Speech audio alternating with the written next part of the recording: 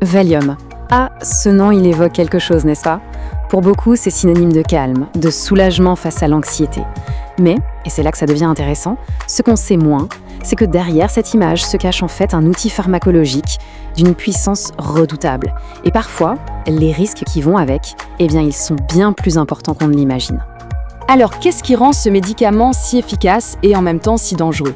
C'est justement ce qu'on va décrypter aujourd'hui en se basant uniquement sur la source la plus fiable qui soit, la monographie officielle du médicament. Allons-y. Mais bon, avant de sauter directement sur les avertissements, c'est super important de bien comprendre ce qu'est le Valium. Et surtout, pourquoi est-ce qu'on le prescrit? Ok, alors le Valium, de son petit nom scientifique diazépam, fait partie d'une grande famille qu'on appelle les benzodiazépines. Pour faire simple, imaginez-les un peu comme des freins pour notre cerveau. Leur rôle, c'est de calmer le jeu, de ralentir l'activité du système nerveux central. Et ça provoque un effet apaisant, sédatif. C'est ce mécanisme qui explique pourquoi il est utile dans plein de situations différentes. Et là, on voit bien à quel point il est polyvalent.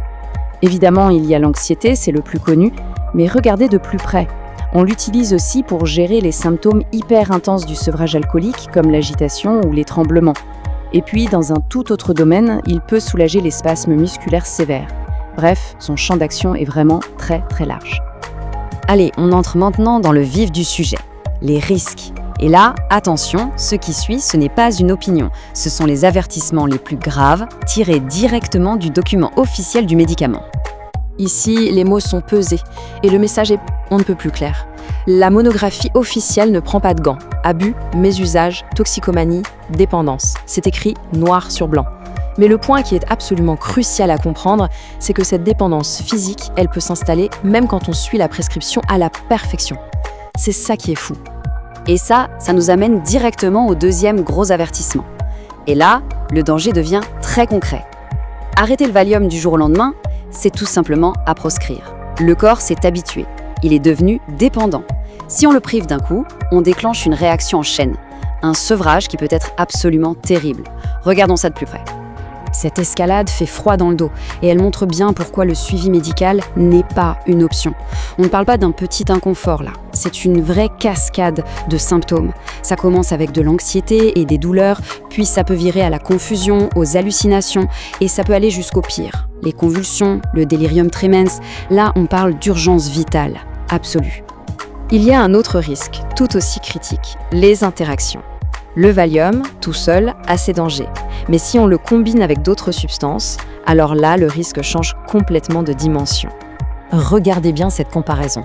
Le message est d'une clarté brutale. Associer le Valium à des opioïdes, ces antidouleurs très puissants, ça ne fait pas que multiplier le risque. Non, ça le transforme. Pourquoi? Parce que les deux substances appuient sur le même interrupteur, celui qui ralentit notre système nerveux. Ensemble, ils peuvent freiner la respiration si fort que ça peut mener à un coma. Et oui, il faut le dire, à la mort.